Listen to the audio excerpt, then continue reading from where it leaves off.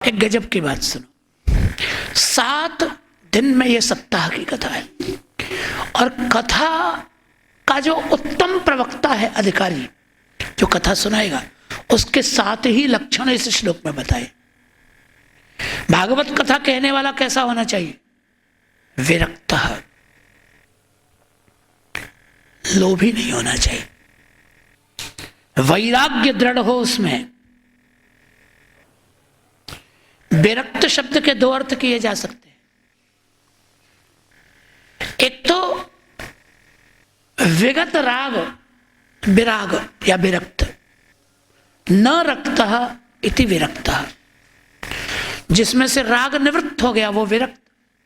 अथवा वी उपसर्ग का विशिष्ट अर्थ कर लें तो भगवती विशिष्टो रक्तः विरक्तः, जिसका भगवान में विशेष प्रेम हो वो भी विरक्त होता है।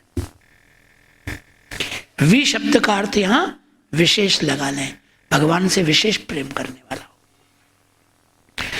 दूसरा लक्षण है वैष्णव होना चाहिए, वैष्णव होना चाहिए। तीसरा लक्षण बताया विप्रह, ब्राह्मण शरीर होना चाहिए। चौथा लक्षण बताया वेद शास्त्र विशुद्धिकृत,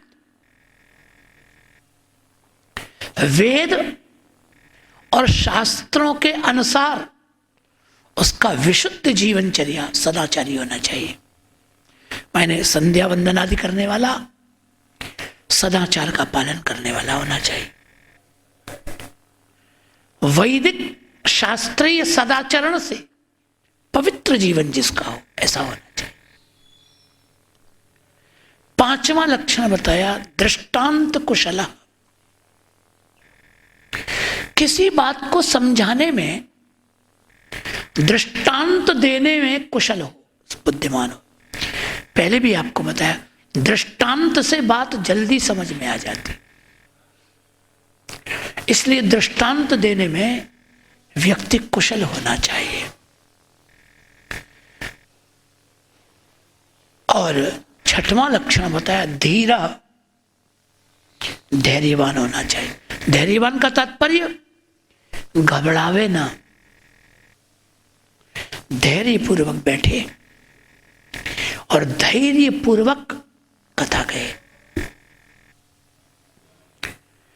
कोई श्रोता प्रश्न कर दे, पूछ ले कोई बात, तो घबरावे ना, शास्त्रीय रीति से उसका समाधान करे।